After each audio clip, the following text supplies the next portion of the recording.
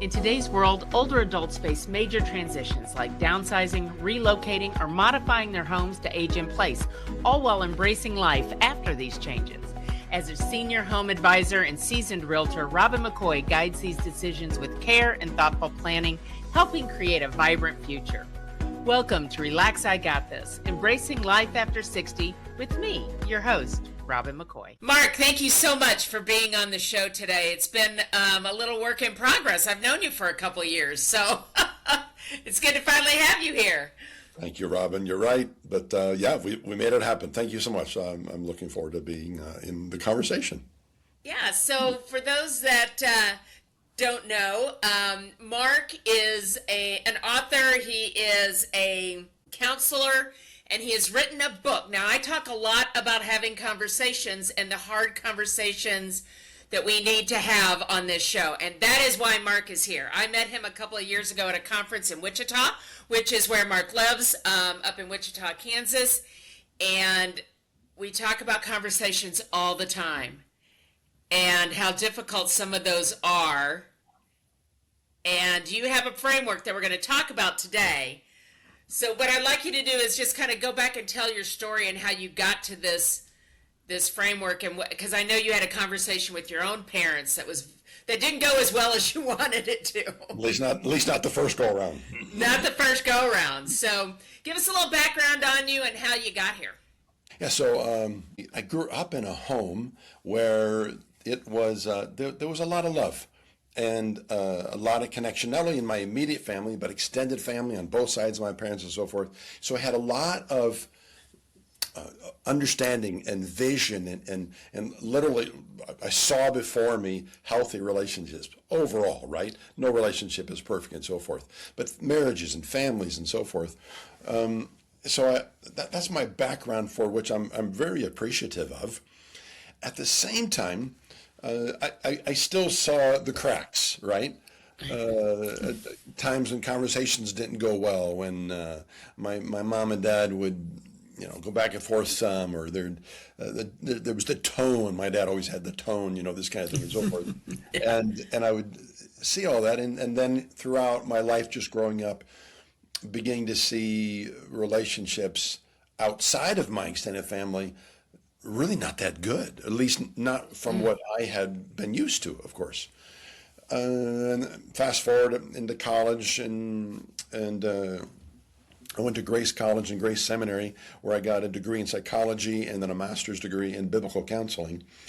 And in all of that, I began to understand, I think, two things. One is the level of brokenness in our relationships around us. Yeah. And really how to understand people and in some profound ways. And I'm very thankful for the man I was trained of years ago. You talked one of the things that you mentioned you might talk about is one of my biggest mentors in my life was Dr. Larry Crabb, who is probably one of the strongest, best, greatest Christian psychologists in the country, although he passed away just a few years ago. But he changed my life in so many respects. And he taught me about people, about life, about relationships. That started off in my counseling practice. About 40 years ago, I started my counseling practice of marriage and family counseling. And I began having experience after experience of having a couple sit in front of me and watching them attempt to have conversations and simply being unable to do so. Right. And 4 out of 5 couples that would come to see me and still get even today say within the first minute or two, we can't communicate. And then I would watch them and I would think, yep, they can't communicate, right? That's right. You're not communicating. It's really pretty obvious. And over time, I just began noting what it was that he or she was doing that basically took them off track, derailed the conversation, and just kind of make a mental note of that. Then at one point, one evening, I was up with my wife. I have an office prior to practice in one part of my home, so I went up and talked to my wife. And that night, and I said, honey, I think communication and conflict resolution is something that you and I do fairly well. And what is it that we do and how do we do it that moves us from here to here in a healthy and in a helpful way? And we just kind of started kind of taking it apart, what we typically do. And come to find out, those were the exact opposites of things that I was saying my clients do that were derailing the conversations, right? Right. So I just began naming those components, putting them down into, and recognizing that there's a sequence then in the conversations that help us to get from here to here. And I began teaching about it, training, and going to churches, to organizations, to schools, businesses, and sharing this core idea that there actually is a way to have a healthy conversation, a helpful conversation, and it involves literally a sequence of steps. Right. So that's kind of how I got to where what I'm doing. But I will tell you that, so I wrote the book that I did called The Pledge of a Lifetime 12 years ago, I think it was now. And before I did that, I read through and scanned through about 100 books on communication and conflict resolution. And to my surprise, over and over and over again, no one was writing about what I was writing about. I was Interesting. stunned. I was stunned. They would write about there's different personalities that handle conflict in different ways. There's different styles of conflict communicating. There's do's and don'ts. There's how our history affects us. All these things are really important and are an important part of this field of communication and conflict resolution. But no one is writing about the actual conversation itself. Like, Right. Robin, if you and I were in a conflict, the hope is we could sit down and talk about it, but we'd have to know how to do that. Because we're going to default to our nature, right? We're not going to have, okay, let's see if we can work this out. We just start talking. That's exactly it. We just start talking, and we have no framework, Right. no idea of okay, so what do we do? I'm going to tell you what I'm upset about, and I'm going to interrupt you, and then you're going to interrupt me, and then you're going to react, and I'm going to react. I'm going to get quiet. You're going to get quiet. There's no. And then we're going to leave the room, and then there's no resolution. Exactly. Somebody's going to go, fine, do what you want. This is exactly it. That kind of thing happens all the time. Yeah. Yeah. Everywhere. So my clients were doing that constantly in front of me, right? We see that constantly in the world around us. One of the worst places in the area of politics. No one communicates well in the area of politics. They're not listening, trying to understand from each other and learn. It's terrible. It's just the worst. Everybody's just talking. Yeah. Just talking. My wife's been a school teacher for 25 years. She doesn't see it in the children or in the parents. Nobody's communicating well, in my opinion. Yeah. Well, and I think you're absolutely right. We don't, especially today, we spend a lot of time behind these things. So we're not having any kind of verbal communication. So we can write something, go, I don't like the way that sounds, or we don't edit it at all, and we just throw these words out there without regard to how they're going to hit on the other side. Yeah. Without regard, meaning on two things, without even the thought that my words might have an effect. It's Right? like we're not even thinking about that, let alone does it really matter to me Yeah. that my Yeah. words might have an effect. Yeah. Do we really even care? Or perhaps even worse, I do know they have an effect, and I'm hoping they have the effect that I want, and you just And it's- slammed and put in your place and whatever else. And then I'm going to go on about my day, and then maybe, who knows what could happen on the other end, right? Because Yes. we don't know what's going on. Exactly. So tell us a little bit about your own family experience with your dad. That was something that you told at that conference that impacted me because of what I do and working with families when it comes to transitions in living situations, whether it's selling big houses and going to small houses, or it's moving into senior communities or moving in with the kid, whatever that is. I've got a client right now who has had some struggles with her parents and there's some dementia, all kinds of things going on, but trying to have these conversations has been terrible for her. Yes. She's getting ulcers through this whole thing. Oh. And so it is an important conversation to have, and nobody knows how to do it. I didn't know how to do it with my mom. Yeah. I mean, it's hard. So help us out a little bit on how to manage that with our aging parents or aging loved ones when we need to have some of these conversations. Yeah, well, that's good. That's good, Robin. Well, let me start off by saying a couple of things, just underlying kind of what you just said. It's just hard, right? It's hard. a hard time of life, a hard season. And what I'm going to share, I think, can be helpful, but it's not going to be like a guaranteed, no, I got it. Everything's going to be beautiful. Because it can still be hard. It's hard. But what we do know is there's better and worse ways to go about having conversations. I had the worst way. I will own that. I will own it. And that's because it's just, okay, I mean, in my mom's case, she lost her mobility. She couldn't walk anymore. And she's like, I think I'm not going to move. I think I'm not. I'm like, Mom, you can't stand up. Yes. Oh, dear. And so it's such a very emotional conversation, and you want the best for, and it's just when people can still make their own decisions and they're making bad ones. That's what's so hard. And it's so hard. That's what's so hard. And there's so many emotions involved, as you said. So that makes it hard too. We Are One Heart is a 501c3 nonprofit organization dedicated to bridging the gap between the needs and resources of low-income seniors and veterans. Rooted in compassion and love, our mission is to provide housing, living assistance, and access to critical resources that ensure dignity and support for the elderly in underserved communities. At the heart of We Are One Heart's work is the belief that every individual shares a common humanity, a heart connected through love and care.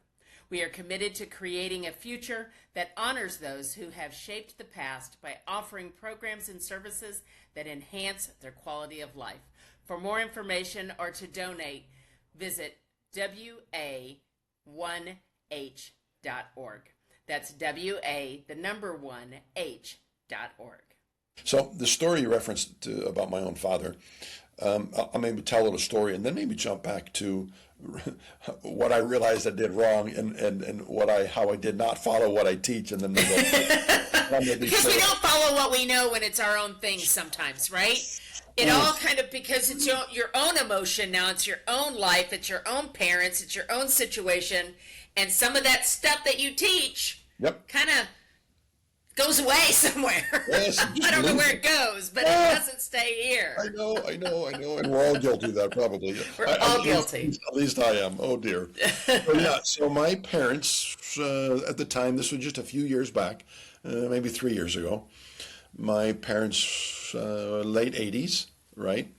And all of us kids were beginning to get rather concerned about them living on their own.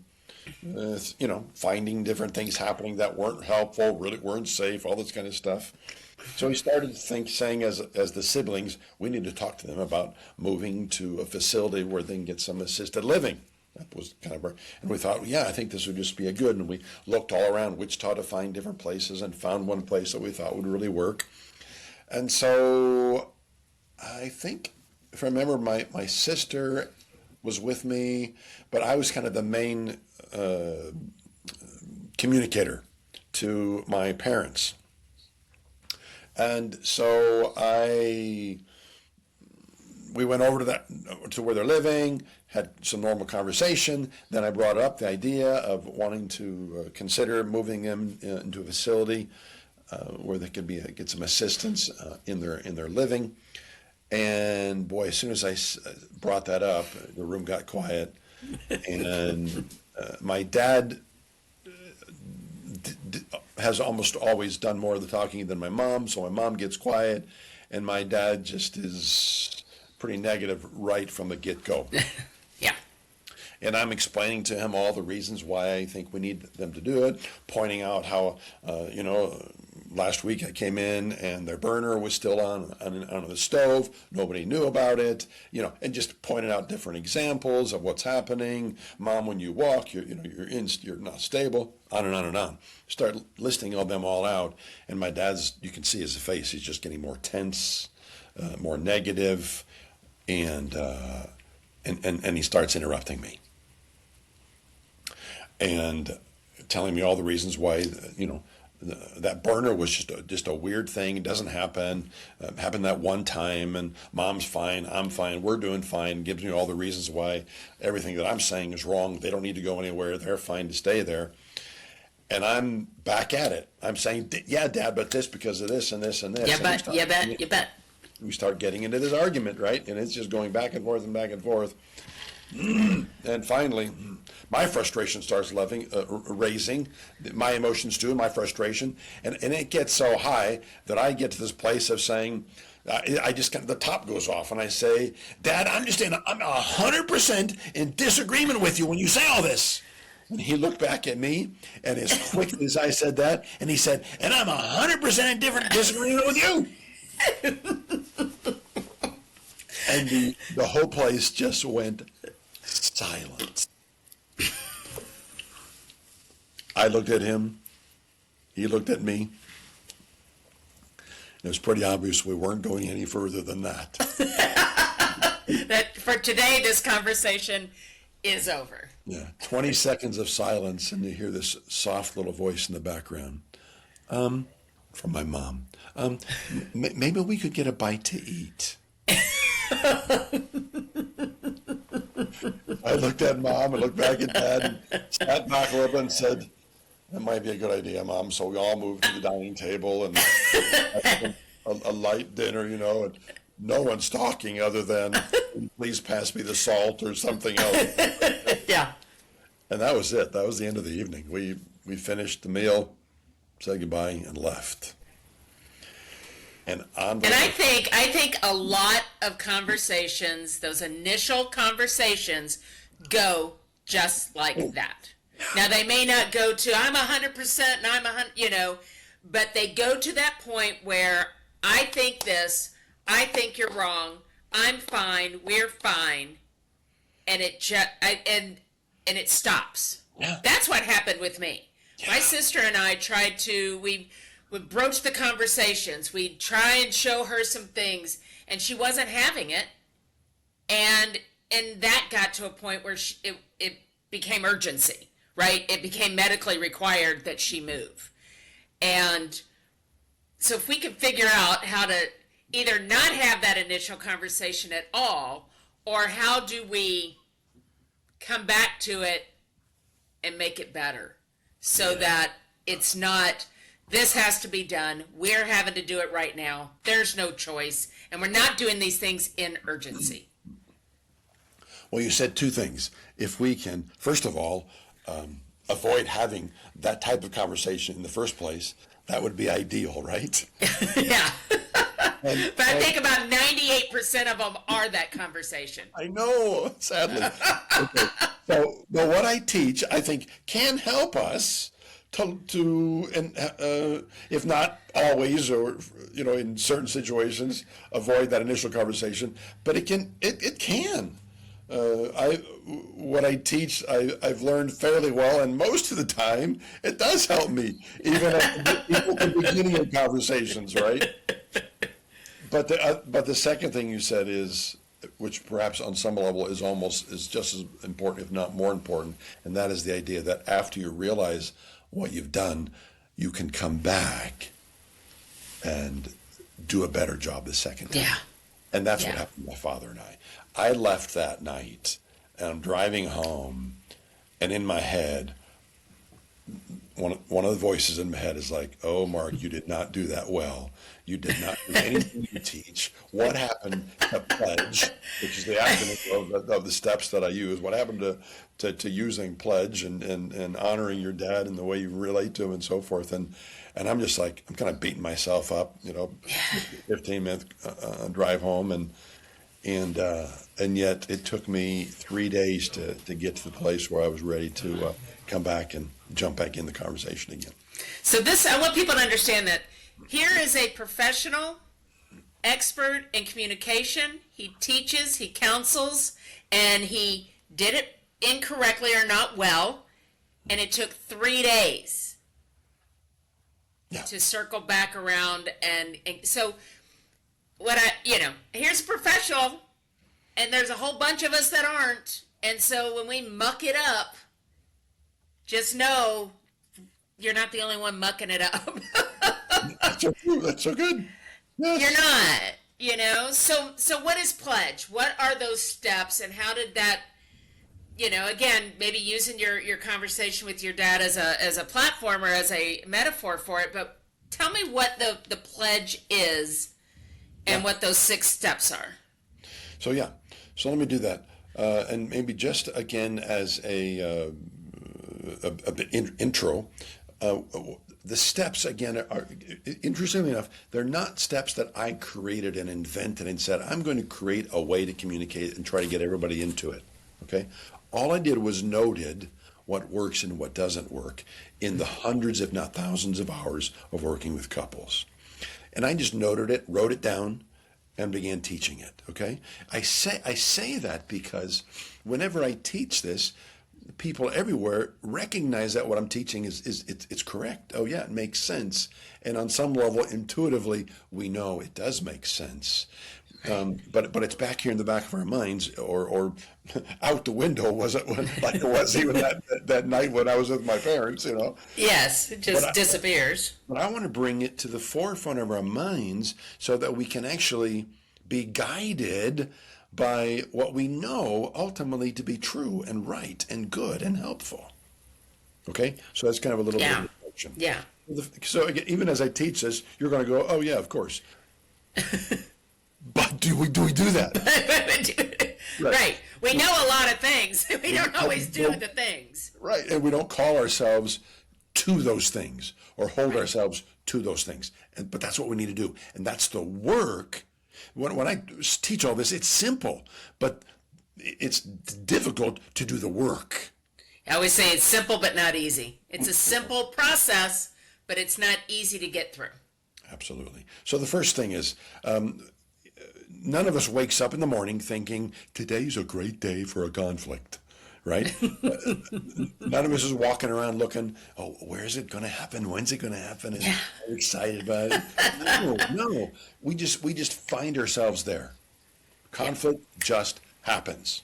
And let me define conflict in a minute, because there's a continuum for that, right? I think when we think of conflict, we tend to think yelling, screaming, fighting, all this kind of stuff. And I want to say that's conflict, but I want to say that's at the other end of the continuum. I want to suggest conflict is when you first see someone's eyes roll at you for what you've said, or you hear that tone in them, or you hear the tone in you, right? Or the shortness, or the whatever, or you're in conflict then. Yeah. And if we wait till we get all the way down to the end of the continuum, whoo, good luck. Because it's a whole other ball game, right? That's when it's really difficult. Yeah. Okay? Because you're already, you've already drawn the line in the sand, and I'm over here and you're over there, and I 100% disagree and I 100% disagree, and you're wrong. And it's a lot harder to come back from that than it is like, okay, we are in a disagreement here. It is. Yes. What can we do so it doesn't get exactly to where there's slamming doors? Right. Perfect. So that's what we need to do. The first step of P.L.E.G.E is just hit the pause button. Right? The moment. How shocking. That's my point, right? It's not, and yet again, we know that to be true, right? I know it's better for me to, if we were in a conflict, rather than me to say something to you that's going to be hurtful, or worse, call you a name or something like that. I know that's not good. That's not going to be helpful for us. The first thing I can do when I feel that urgency to want to do something is just to stop a second and hold my tongue. Right? Yep. There's a proverb that says, "Death and life are in the power of the tongue." Right? So the words that come out can speak words that destroy our relationship or bring life to it, right? But I have to control that tongue. And Yes. if I'm not able to do so, then I better get quiet. So the first step is just to pause. I note my frustration, my anger. I'm about to do something, say something. I don't want to do it. Robin, you matter to me, right?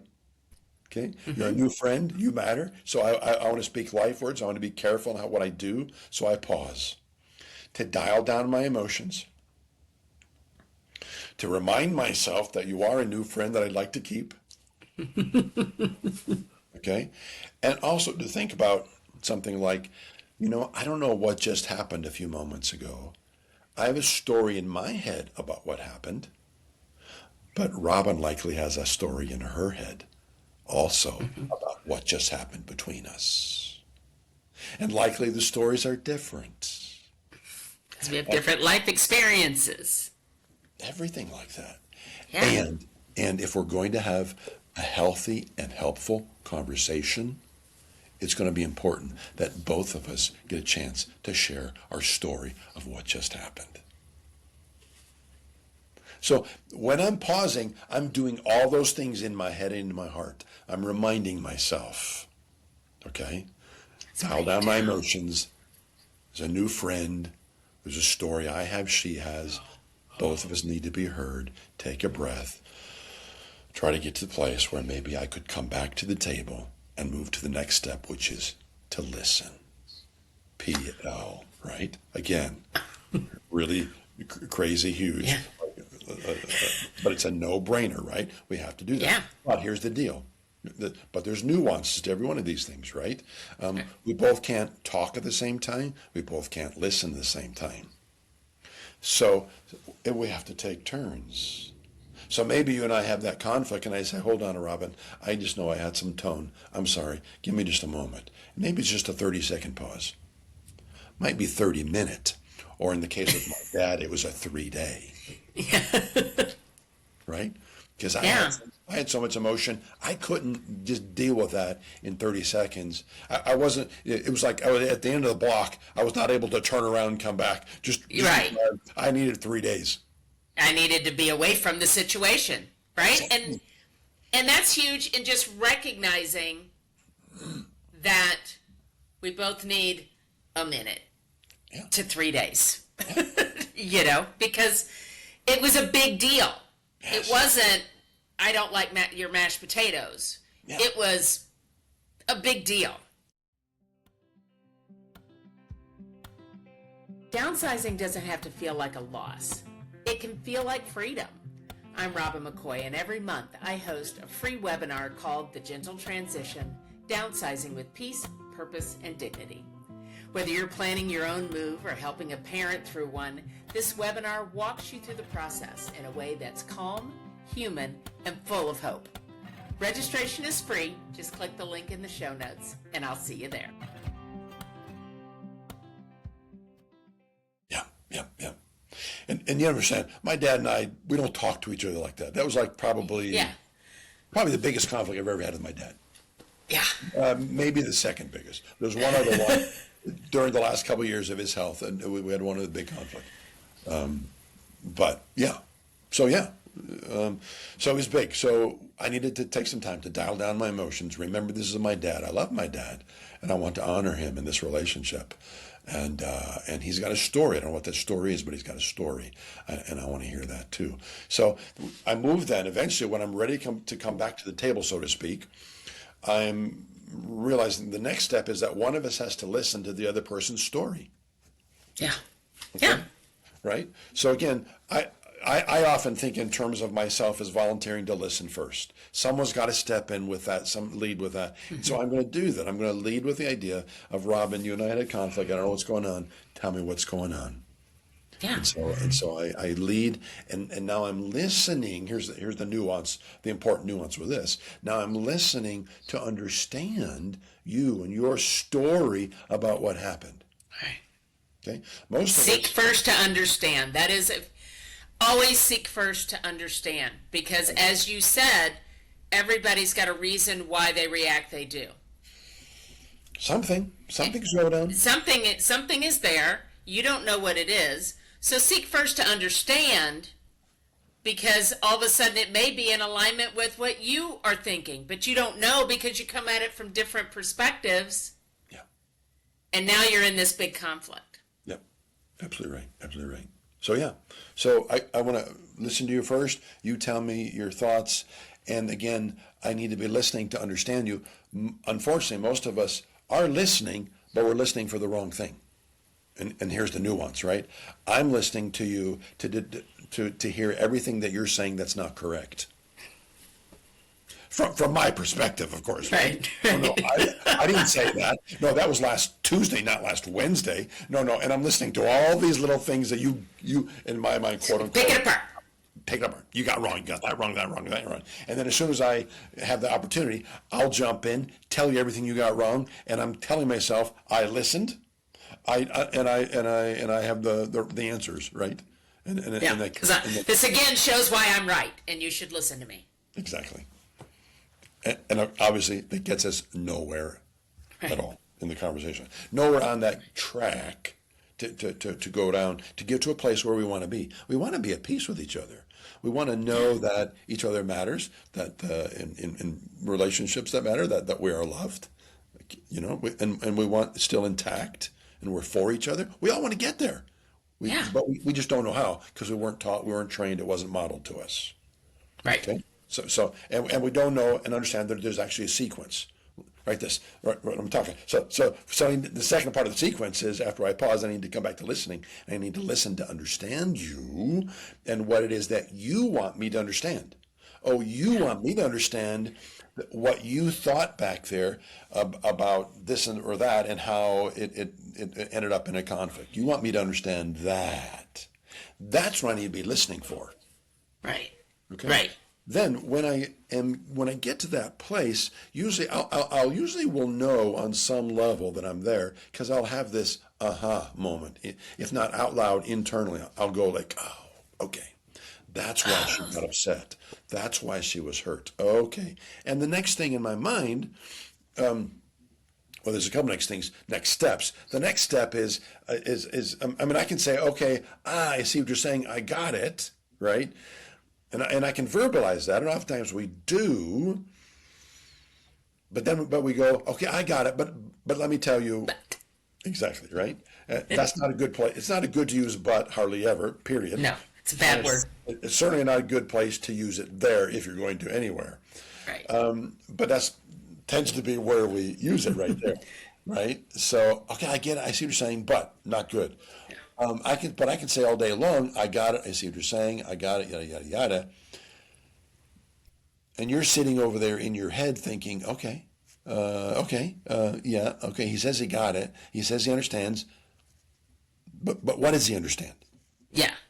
Where does this leave us? Yeah, and where does it leave us? And even before that, I think oftentimes it's, what does he understand about what I just said, and how do I know that he really does understand what I just said? Okay.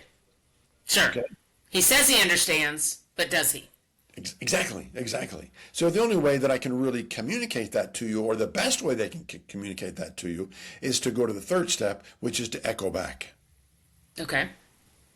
So I go, okay, now I see what you're saying. You're saying that 5 minutes ago, when I walked into the room and just walked past you and didn't say anything, it felt to you like I was ignoring you, and that was hurtful. And okay, now I'm echoing back. And now by my echoing back, you're saying, oh, he really was listening, and listening to what was happening in me, that's helpful.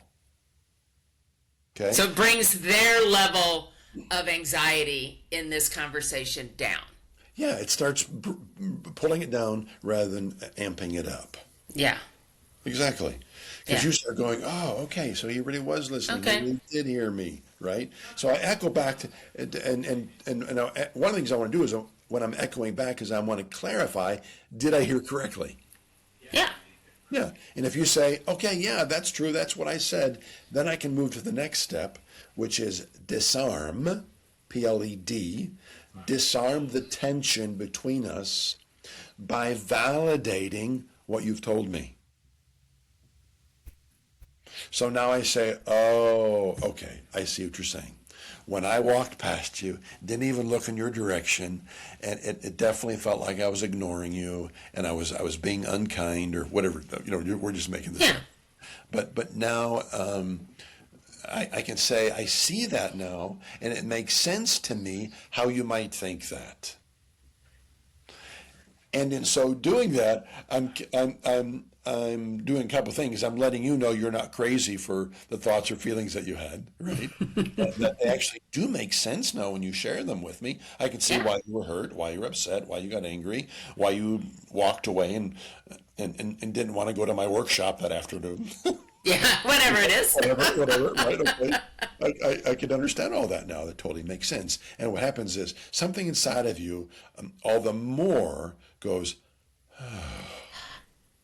yeah, and you can feel it even when you talk about that, right? This hypothetical situation, and when you said those words in the disarm, I relaxed, even though there's a hypothetical situation.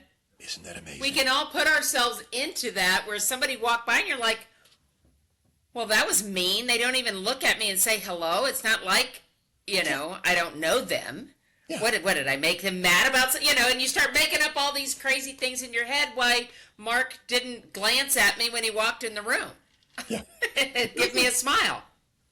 That's exactly right. That's exactly right. Yep. So by following the steps, we pause, or we note something's happening. We say, okay, something's going on. Let me listen first, next step. And you tell me what happened back then 5 minutes ago. And I echo back the next step because I have to communicate to you that I really was listening. Mm-hmm.